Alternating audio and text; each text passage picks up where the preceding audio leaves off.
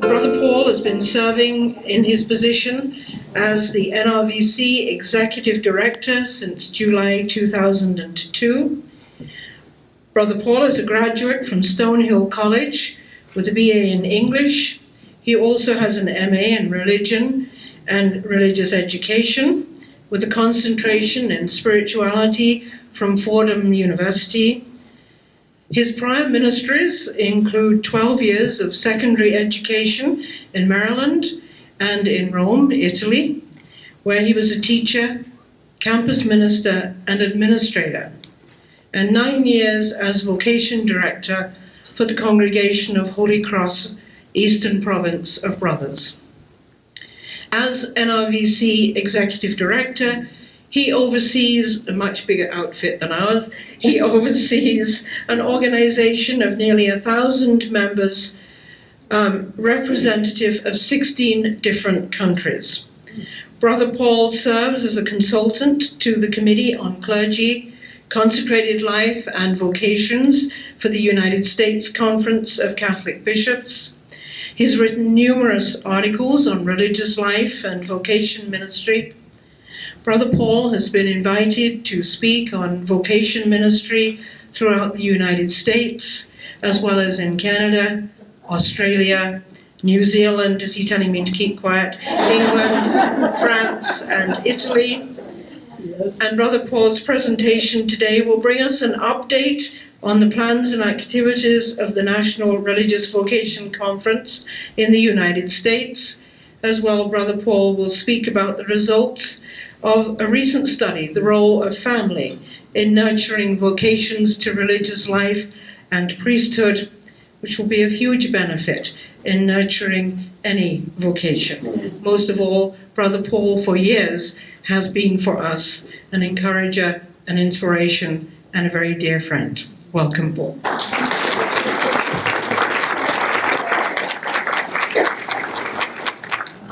Mary is ever so gracious. I'm only giving an update. I'm not giving a major keynote. But it's always a pleasure to be here, and I want to thank you for your wonderful Canadian hospitality. And it's a very strange time to be an American these days. But you have received me so warmly. I will be heading back to Chicago on Friday, so I have tomorrow afternoon free. So I'm going to be doing some house hunting, just in case. You know, we have a joke in the United States that we're afraid the Canadians are going to build a wall to keep all the Americans from running across the border. But anyway, it is always a pleasure to be here. This has been many years that I have been coming to this conference. And I send you greetings on behalf of our NRVC board, whose picture that you see here. And we also see one of your own, Father Toby Collins. This is the second time that we have had a Canadian on our board. We have 33 Canadians that belong to NRVC. So prior to Father Toby, we had Sister Sue Kidd, who served on our board for 6 years. And always very grateful, so it's kind of nice to resurrect that connection. And in fact, we will be seeing one another next week in Nebraska for a board meeting. And but again, very grateful to you, Toby, for your leadership and saying yes. And I would be remiss without acknowledging Mary. I have worked with Mary. Mary, as you know, has served on our Horizon board, but I have also worked closely with her on this international collaboration, and that we have been attempting. And I just need to tell you that she represents you very well. You should be very proud of her. And I too appreciate not only just the collaboration, having a colleague, but certainly a good friend. So, as I go through this, I just want to say that beginning in July, believe it or not, I'm going to begin my 15th year in this ministry. And there's one thing that I have learned, is that the vocation question is a very complex one. There are no simple solutions. And I think sometimes what I have found is that people are looking for the quick fix. What do we have to do to get new people? Just tell me, what do I have to do? It's not that easy, because there are cultural, there are ecclesial, there are sociological, social issues that are beyond our control, but somehow impact this ministry. And when we look at all of that, it's very easy just to kind of put up our hands in exasperation and say, we can't do anything about this. All right? But one of the things that we tried to do as a board, as you know, when we released our study in 2009, that kind of catapulted our organization, and it really kind of forced us to say, well, what is this telling us? What can we learn from this? And rather than to raise our hands in exasperation, we said, well, let's look at this methodically, and let's look at this systematically and strategically in regards to what we have to do. And what we did was we put together a strategic plan, a national plan for vocations, that looking through the study and highlighting some of the issues, the challenges and opportunities that we faced, and how to address this in a positive, productive way. So I'm going to go through with you some of those initiatives that we had contributed, initiated. One of the things I wanted to say, though, is that we have been very fortunate to have the support of 3 foundations. One of them has been GHR Foundation, which is located in Minnesota. They have been very generous to us, and our study caught the imagination of lay people in the church, as well as foundations, who attribute much of their life to religious and want to see this wonderful legacy in the church continue. And therefore, they're the ones that came to NRVC and said, how can we help you to make this work? All right, so I'm very grateful to GHR. And some of the programs that they helped us was, one of the things that we had identified when we did a symposium after our 2009 study was that leadership and vocation directors don't always communicate with one another. Okay, so like what you come to this conference, you hear this, but your leaders are overwhelmed, okay, with retirement, with healthcare, real estate issues. And they're not really all up to par on what you may be learning on the cutting edge of vocation ministry. How can we put everybody on the same page? And also to remind our leaders that they too share an important role in vocation ministry. So we sponsored, with the subsidy of GHR, the Women Religious Moving Forward in Hope gatherings. We did 3 gatherings in the United States. Because of its popularity, we offered a 4th gathering. We had over 1/3 of apostolic women's religious participate in these gatherings. We brought major superiors or a member of a leadership team and the vocation director together. And we brought them together from the 2 conferences of women religious. As you know, our crazy country, we have 3 leadership conferences, 2 for women, 1 for men. Okay, so we brought the women together. We thought we would do men and women separately, because we're honest enough in saying that women do religious life differently from men. And when you put the 2 together, sometimes we're too polite to acknowledge that. But the women's issues sometimes are very different from men's issues. We had Sister Mary Johnson present, and we kind of just stayed with statistics and demographics that nobody can argue with. From this, we have a document that's posted on our website. They identified 8 challenges that face women religious, and I'm going to come back to that. We also did those gatherings for men. We offered 3 gatherings, and again, major superior along with the vocation director. But again, it was very different.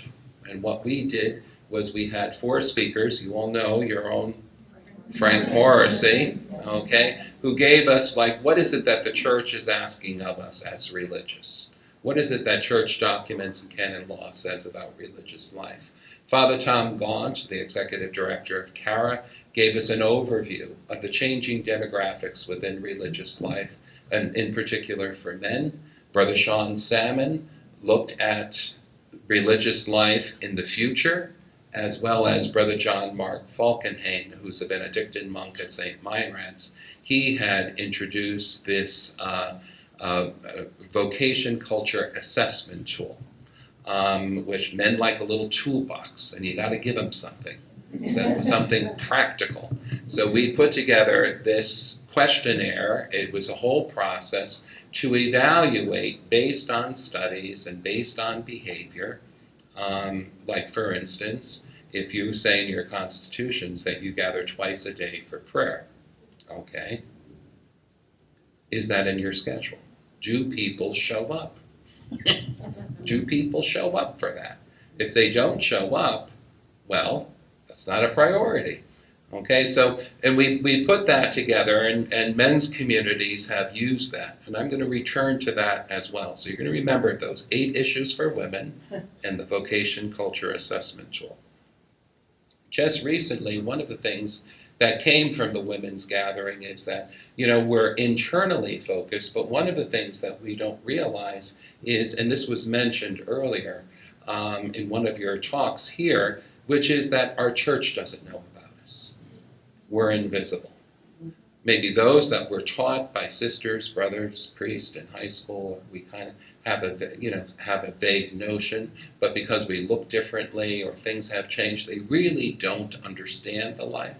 And we're already a couple of generations removed from that generation. And how do we introduce this? So we have got to introduce and educate the Catholic laity about religious life today. So we partnered with 4 universities in the United States, different regions, Immaculata in Philadelphia, Dominican University in Chicago, Incarnate Word in San Antonio, and Mount St. Mary's University in California, all sponsored by women's congregations.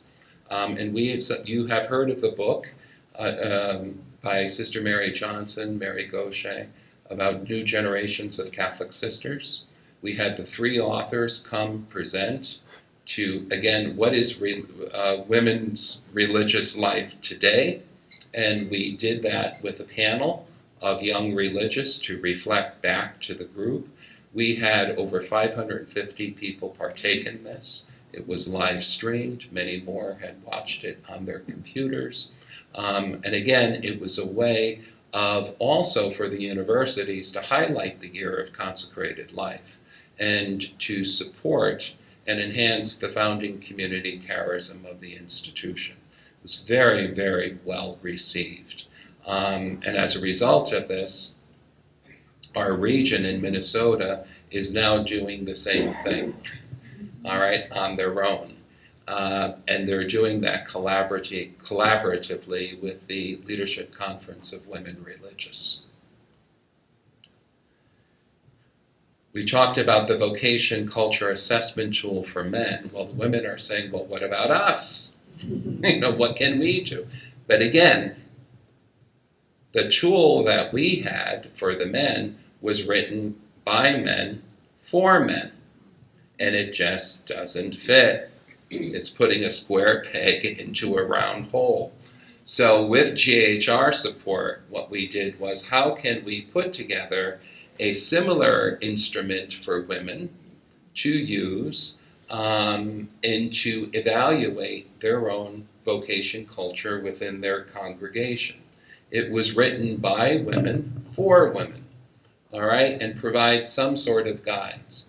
And what we did was we took those 8 challenges that the women highlighted from the 4 gatherings. We took those 8 challenges and we put together reflection questions around there, a way to address those challenges and how to move forward.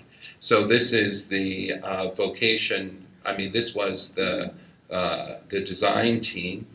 It's called Vocation, Culture, Reflection to Action. And this is going to be available in late spring. It's just kind of being piloted, and then later we will put this on our website. And for those that want printed copies, the same thing for men. If the men want printed copies of the assessment tool, you can certainly order that through our office. One of the things that we found also in our 2009 study is the growing that 94% of finally professed religious in the United States are white Caucasian. 94%.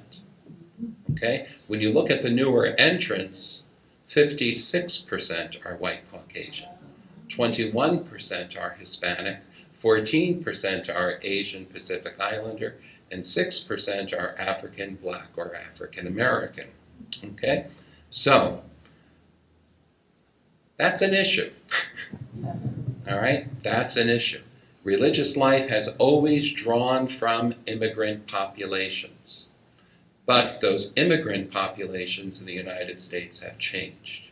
They're not necessarily from Europe anymore, primarily from Asia, Latin, and South America, and from Africa. And how do we bridge that? Okay?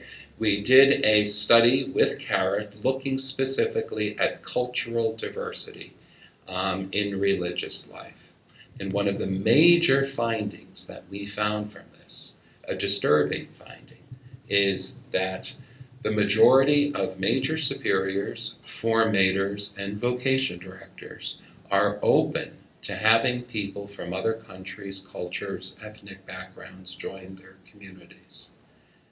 There is significant lower support amongst the general membership. So, the multicultural, even though we did a vocation study, it's not an issue only for vocation directors. It's a formation question. How do you do formation with people from different cultures? How do you help them acclimate to a culture of religious life? If everybody is all white and somebody's coming from Ethiopia or Somalia, how do you integrate that respectful of their own culture?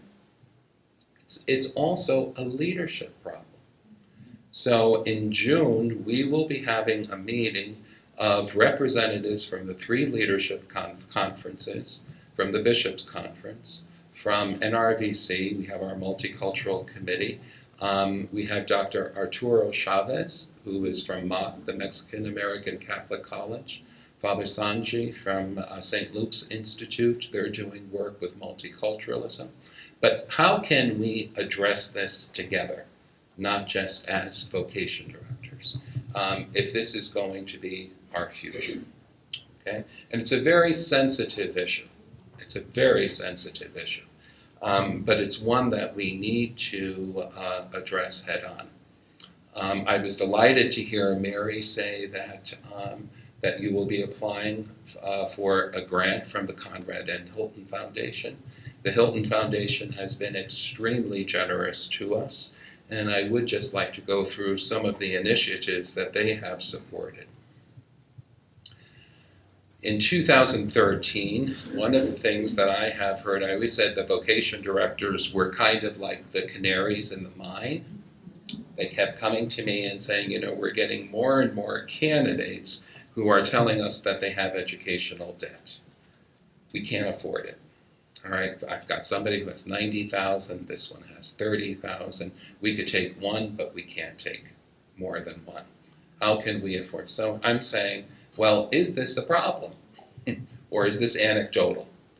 So, again, Hilton supported us doing another CARA study about educational debt. As you know, this is a big political issue. Bernie Sanders, free education for everybody. Now Donald Trump is talking. He could probably pay for everybody. All right? So it's a big political issue for us. And religious don't grow on trees, especially if over 80% of them have at least a bachelor's of arts before they, after they enter. And if the average age is 30, it's assumed they're carrying some debt. So what we found was that, yes, this is a problem. The average debt Of every third person that knocks on the door of the vocation director is $28,000. All right, 1 out of 3. I mean, and this is causing financial strain for communities. And we estimate that probably within the past 10 years, we have lost about 1,000 candidates to religious life who were turned away because of their educational debt. Okay, that doesn't include those who have self-opted out of the process because they didn't think anybody would take them. All right? That's a lot of people when you're dealing with few coming to religious life. And this is a simple problem. Doesn't have anything to deal with church. There are things in the church that we can't change. I'm not banging my head against the wall trying to worry about that. This is a practical problem that has one solution. Money. That's all it takes is money. So what we did was that we established the National Fund for Catholic Religious Vocations. Hilton gave us $2.55 million to establish a corpus of $2 million, $550,000 for operational costs of the office for 3 years. The GHR Foundation supported $200,000 with startup costs. I was very proud that last year we issued our first 10 grants. These are pictured. We had to be faithful to Hilton. They're with Women Religious. So we had to be faithful to their stipulations. We issued 10 grants to 10 candidates for religious life. Those are 8 of those 10 women. And they come from 8 congregations. And we issued these grants in the total of around $211,000. In June, we will have a second board meeting, and we have another slate of applications, and we will issue grants again. Our goal is to increase the number of candidates to religious life by 10% in 10 years. Now, money only goes so far. We've got to grow that fund. So it means doing, and we've hired a full-time director. And again, we're trying to put a plan together to raise additional funds so this can continue in the future. We have begun a direct marketing campaign for Vocations. I wish this were more successful, but we're trying. But it's really to engage the larger Catholic community. The most successful capital campaign in the history of the American Church is the National Religious Retirement Office. Okay, that has raised millions, and will continue, and it's still underfunded. Unfortunately, the message that has been communicated is that we're all old and dying. All right, and all these wonderful men and women who are now approaching their senior years, and they're going to be going off to God, who's taking their place? So we're taking care of the back end of religious life, but what about the front end of religious life? Who's going to replace this in the future? And that's what we're trying to work out there. We had a great gift from Pope Francis, the year of consecrated life. And this kind of was sprung on us, so we didn't have enough time. All right, he kind of just declared this, but and I called the bishops' conference. I said, well, what are you going to do for this? And they said, well, we haven't received the official document yet. And when we receive the official document from the Holy See, we'll begin to talk about it. Well, I didn't want the year to be 3/4 of the way through and say we don't have anything.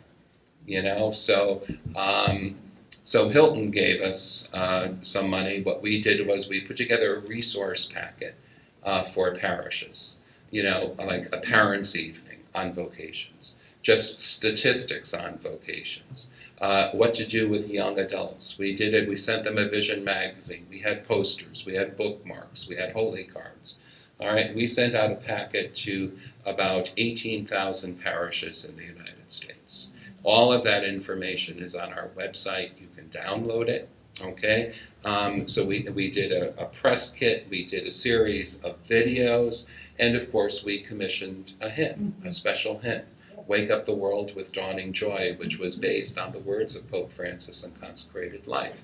And Steve Warner, the director of the folk choir at the University of Notre Dame, was the author of that. And that hymn has caught on.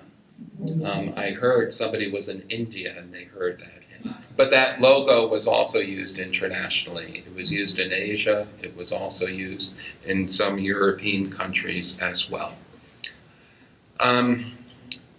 This year is the World Youth Day in Krakow, and NRVC is partnering with the Knights of Columbus, Salt and Light TV, Family Rosary, as well as the Sisters of Life in hosting another Vocation exposition.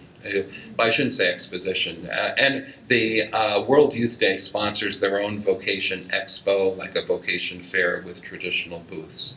What the Knights of Columbus is doing there they are renting this major arena, and we will be hosting a Vocation corner.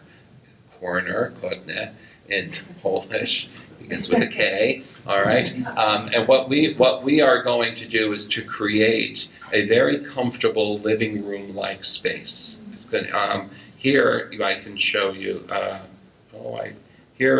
That's what we did in Rio. All right, we created a very warm environment for the pilgrims to come, using that concept of the Holy Father, a culture of encounter. We want the pilgrims to encounter religious, something that they don't ordinarily do. That they want to talk about their faith, about their vocation. We will have tables available for people to leave their materials if they choose. It's not a hardcore recruitment, it's really a ministry of presence. If anybody is interested, you're more than welcome to come and join us. You just got to get there and you got to find a place to stay, okay, on your own. But you're more than welcome. We have a whole sign up. Just go to our website and you can sign up and go. That's me looking very formal in Poland, okay, with the director of World Youth Day. There's Krakow, and that's the Krakow arena where we will be hosting this, and that's going to be the last week of July. And we gathered in Rome, and each participant wrote kind of like a state of the nation of vocations in their country.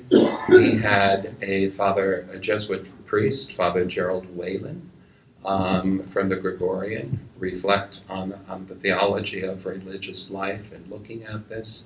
But more in particular, we had a wonderful meeting at the Congregation for Institutes of Consecrated Life and Societies of Apostolic Life. There were 11 representatives there. We shared with them the results of our deliberations. And two things we discovered. One of the things that we had said was that the church really needs a renewed theology of religious life. And the documents that we have need to be looked at again, but a renewed theology of religious life. And the second thing is that, believe it or not, there's no entity in Rome that deals with vocations, okay, within the Roman Curia. So as we said, Vocations doesn't have a home in Rome, So, and it's not rocket science, but again, it forces us to look together and how we can collaborate more internationally because we are all dealing with the same issues. And we did write a document that's posted on our website. I don't know if Mary shared that, but it was a common document that we put together, and NRVC continues to work with the Hilton Foundation as well as with Father Lemoncelli and how we can continue to work together. We did have a follow-up subcommittee meeting in Paris, which Mary had referred to, which was a much smaller group, to come together to look at further action steps so that we can keep this conversation going and what need would we provide. As you know, the identity and mission of the religious brother in the church was a document. It was the first time that the Vatican has ever issued a solitary document on the vocation of a religious brother. NRVC, the Conference of Major Superiors of Men, the Religious Formation Conference, as well as the Religious Brothers Conference. We're collaborating together to host a national symposium on that document, which is going to be March 25th, the Feast of the Annunciation, 2017, at the University of Notre Dame. And that'll be a day-long symposium, and delighted that Archbishop Joseph Tobin will be present for the entire day. We will have a panel of young brothers as well as brothers reflecting on the vocation of a religious brother. Now, more information will be coming out about that. And just lastly about the activities, but the Vocation Ambassador Program, which is Share the Sacred, and it's going to be at Holy Cross College in Notre Dame. You can see all these Notre Dame connections. I won't say where that comes from. But you can always work a deal with your own. But what this is that we said that oftentimes within our communities we have young adults who are very close to our communities and love the sisters, brothers, whatever. However, they don't have a vocation. How can we utilize their energy in helping us to speak, even though I may not have a vocation as a Holy Cross brother, I do, but I may not, but this is what the Holy Cross brothers have done for me. And this is why you should consider about being a brother or a priest of Holy Cross. It's a whole different from coming from a younger person. To provide them, to create these ambassadors where they can speak on behalf of religious life. To give them the language, the vocabulary, the skills, the training. And so we have 18 communities. This is a pilot program. 18 communities that will be coming with their communication directors. The vocation director, communication director, and a young adult to come together to look specifically at this. And that will be in June. And then lastly, I just want to go through this quickly, but one of the things that we found in 2009 was that parents, all right, when we looked at who supported you in your discernment, parents and family members were the lowest on the list with diocesan priests. Okay? How can we encourage parents to create a vocation culture? And what is it that we discovered? There was no research on this. And as you know, Pope Francis was coming to the United States for the international gathering of families. And in Rome, he was conducting the Synod on the family. And we wanted to ensure that vocations would be part of the radar, on the radar screen during that. So we surveyed all of the new religious and newly ordained diocesan priests to see what was their experience of family. And then we asked them for the names and addresses of family members who could fill out a survey. We had no database for that. We sent out a second survey to that. We did a random survey of Catholic parents, and then we did focus groups of family member participants. And those were held throughout the United States. Now, one of the things that we found, it was a very unique subset. So, for instance, if I wanted to be a Holy Cross brother and my parents disowned me, they didn't, but if my parent, I'm not going to give you their names for a survey. Okay? So it's a very unique subset. We got surveys from family members who were, say, more supportive. Some, I would say this to you, some newer religious and new priests said they couldn't fill out the survey because it was too painful to revisit that whole question of family. I never anticipated that when we were doing this. So one of the things that we found, and none of this is rocket science, Catholic families produce vocations. That's the basic conclusion, all right? But having a family member who could speak to them about a vocation made the discussion easier. If parents never raised the question, it was more difficult to do. When first considering a vocation, 6 in 10 or more received at least some encouragement from their parents and grandparents. But for the religious, those who were discouraged by a family member were most likely discouraged by their mother. Interestingly, for diocesan priests, it was the father who discouraged. Okay? But vocations from religious typically come from a Catholic family who practice their faith. They go to church together, they pray together, they're active in the parish. Also, having a relative who is a priest or a religious, there's a higher chance that they would consider that. Okay? And 3 in 10 were more religious than other family members growing up, all right, in their family. So, nearly all of them were Catholic. Now, from the family members, they were Catholics themselves, most likely attended Catholic school, all right? And they were more likely than other Catholics to say that their Catholic faith was important to them. Again, that having a priest or a religious in the family is important. All right. Also, they also said that their faith was extremely important, and that passing on the faith to the next generation is important. They ate together as a family. They did family activities together. And in addition to going to Mass, they were also active in their parish, participated in devotions. All right, they worked in some sort of volunteer service as a family. Now, these are just, I'm going to go through these very quickly because I have 4 to 5 minutes. Okay. Just the importance, how important is your Catholic faith in your daily life? You can see here for the family members, it was 58% of religious and priests. With Catholic parents in general, it's 15% versus 14%. All right? When we're looking at prayer, aside from Mass or religious services, about how often do you pray? It's almost off the charts on the left, which would be daily or more. Okay, that gray on the left is the parents of the priest and religious. That middle bar is for Catholics in general, Catholic parents in general. And then later, for all Catholics. And then later, it's parents on the right. All right? So you can see here, we still have to do a lot of work with Catholics in general, not just with parents of religious. The importance of passing on the faith, that's very important for those parents of religious and priests. 87% said that. Okay? And only a little was 1%, somewhat was 9%. But again, these are people who are serious about their faith. The importance of meal times and family times, making that a priority. See where I'm saying how culture impedes that?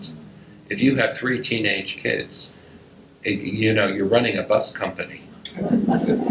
Who's going to soccer practice, who's going to dance classes, and everything is supervised. Before I used to just say, go outside and play. You don't do that anymore because sometimes it's not safe.